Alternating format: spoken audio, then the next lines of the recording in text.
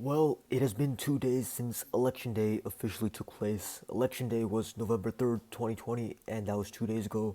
So now today is November 5th, 2020. And unlike most of the past United States presidential elections, we still don't know who has won this election, the 2020 presidential election, 2 days after the official election day. And the reason why we don't know who won this election, largely has to do with the fact that mail in ballots were casted by a lot of people this year because of the COVID 19 pandemic, and those in many states took longer to count up than in person ballots and same day ballots in most of these states. And these include the states of Pennsylvania, and Georgia, and some of the other states that are currently in gray on the map on screen. So the 6 states that are currently on screen that are not shaded in either blue or red, meaning they're in gray, these are the 6 states that most major news networks have not given a presidential candidate for that specific state. So states like Nevada, Arizona, North Carolina, Georgia, these states have not been assigned a winner yet, meaning that it is unclear whether Donald Trump or Joe Biden has won those states. For most of these states, it's because the vote is way too close to call, meaning that both candidates are neck and neck against each other in these states. But Alaska is an interesting case because I can tell you right now, Trump's going to win the state of Alaska, no question. Right now, he's way ahead, but by the time every vote is counted in the state of Alaska, Trump will still be way ahead of Biden. Alaska is just a fairly conservative state, but the thing with Alaska is that the votes are not completely in yet, so I guess a lot of news networks are saying that it's way too early to actually project a winner accurately for the state of Alaska, even though most people know that Alaska's going to be won by Trump. But the other 5 states, the vote is way too close between Biden and Trump. I think in all of these states, the vote between Biden and Trump is within 2 or 3 percentage points. I know Georgia's coming really, really close between Biden and Trump.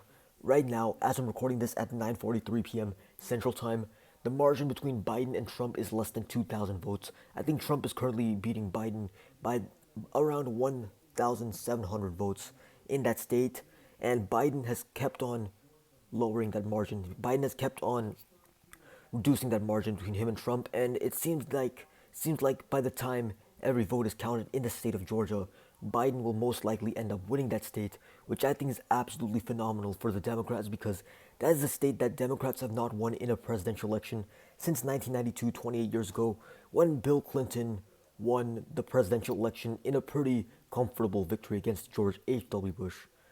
So that I guess is good for the Democrats, but the Democrats, aka Joe Biden in this scenario, they did not really do as well as they were hoping to in other states such as Florida, Texas, and even Ohio. These 3 states, it looked like they had a chance of winning, but Trump won pretty comfortably in those states.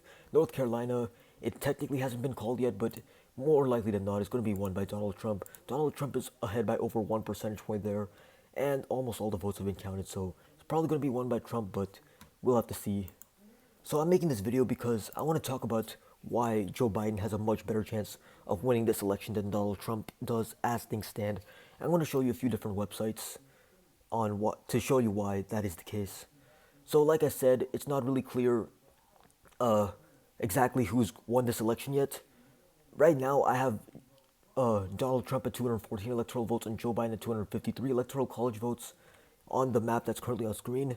And these are all the states that most major news networks have either given to Trump or given to Biden.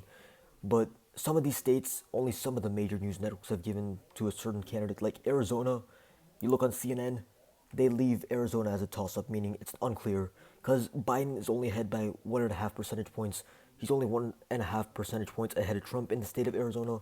So you have CNN giving Arizona to nobody, but on the other hand, Associated Press, which is, by the way, the map you'll see when you search up 2020 presidential election. If you search up the term, quote, 2020 presidential election, end quote, on Google, then you will see a map come up from the Associated Press. And their map has Joe Biden projected to win that state, projected to win the state of Arizona. But it is unclear, is that projection accurate or is Donald Trump going to make a last minute comeback?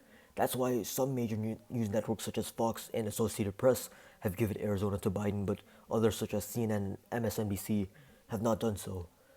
The first website I'd like to show you is actually this activity from 538.com, this new feature. Relatively speaking, this new feature from 538.com, and I actually made a video about this already a couple weeks ago, but it actually turns out to be pretty useful now. Basically, what it lets you do is, I already made a video about it, but just to summarize, basically you can fill in some of the states, you can assign some states to a specific candidate. Like, we already know that Trump won Texas and Florida and Ohio, so if we put those specific states in a solid red color, then it'll update the chances of each candidate winning over here at the bottom and update their average electoral college votes won, because Nate Silver's 538.com projections, they were made before any of the votes for any state was casted, or any of the votes for any of the states were actually released, because his projections were continuously updated up until election day. But by the time the votes actually started getting reported to the public, that's when he stopped doing these projections. But what we can do is we can actually fill in each state on the map that has been projected to be a Trump win or projected to be a Biden win, and based on that, you can see over here in the chance of winning and the average electoral votes, how likely is it that either candidate will win this election. So I've shaded in every region that has been currently decided for either Biden or Trump. I guess Alaska technically hasn't been decided for either candidate, but I am 99% sure Trump's going to win Alaska, so I just shaded that in earlier. But if we remove Alaska, you see that Biden now has an 87% chance of winning, 88% chance of winning, I guess, once it updates. And then his average electoral college votes won, that is around 285, more or less, which means that Biden has a much better chance of winning this election than Donald Trump does, as things stand. And that makes sense. Biden only needs to win one or two more states out of the 5/6 states that are still undecided, while Trump needs to win at least 4 or 5 of them. So things are not looking good for Trump. You'll see through this 538 projection model, Biden has an 87% chance of winning, Trump has a 12% chance of winning. One thing you'll find interesting is that it gives Pennsylvania a 79% chance of going towards Biden based on the fact that Biden won Wisconsin, Michigan, Minnesota. I guess they project the vote count for each candidate based on the states that you've already given to Biden or given to Trump. Like, I gave Texas to Trump, I gave Florida to Trump because it turns out he's going to win those states. But because of that, Georgia now has an 80% chance of going to Trump. But in reality, Biden is more likely to win Georgia than Trump at this point. The second website I'd like to show you, 270towin.com.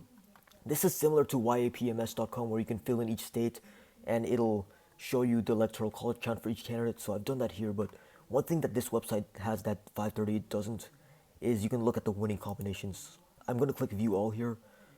I don't think I talked about it just now, but you saw on the previous page, I'll actually go back to it. Must win Pennsylvania and Georgia. Meaning if Trump wants a majority in the electoral college, he has to win both Pennsylvania and Georgia, because if Biden wins either of those, if he wins Pennsylvania, 273, but if he wins Georgia, let me put Pennsylvania back to toss up. If he wins Georgia though, that's 269, which means that Trump can't get more than 269, meaning Trump cannot get a majority. So let's go back to the other page now. So we can see all the Democrat winning combinations. So there's 9 of them. Now, I guess there's really more than 9, but I guess these are the 9 combinations where Biden would only have to win 1 or 2 states. And then for Trump, there's only 3 combinations in total. And for all of them, Trump would have to win at least 4 states. And I guess in the third combination, he wins 5 states. So there's a lot more ways for Biden to win than Trump to win, basically, at this point. There's also one way in which there could be a 269 tie. I just showed you how that could happen. That is if Joe Biden wins Georgia, but nothing else.